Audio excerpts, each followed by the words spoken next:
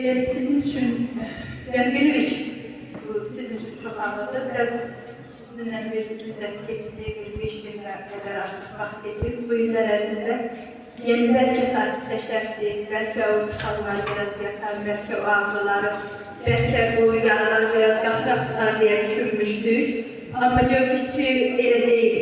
Yəni sizin o yaralarınızda qasqaqlıq oldu. Biz bilirik ki, bu anda siz nə qədər şəhid verirsiniz, şəhidləri borclarının içindən necə çıxarmışsınız, o yaralılara necə kömək eləmişsiniz. Biz həmişə biz bu uşaqlarla bu mövzuda danışırıq, dərslər keçirik, bu görüntülərə baxırıq. Amma sadəcə bir də uşaqlar bunu sizin dilinizdən, yəni biz nə qədər danışıraq da ancaq eşitdiyimizi, oxuduğumuzu uşaqlara deyil. Amma bir də o adamın içindən keçən insanların, o canlı qəhrəmanlar, canlı şəhidlər dedikliyiz sizsiniz. Yəni siz həqiqətən də bizim qəhrəmanımızdır. Alnımızı açıq edən, üzümüzü ağ edən, bugün biz vətən torpaqlarına alnıqçıq yüzü ağ qürurla gedirik, sevinirik, bu xoşbəxtliyi yaşayırıqsa, bu sizin sayənizdedir və biz sizə borçlu bildik ki, ilk növbədə şəhid ailələrin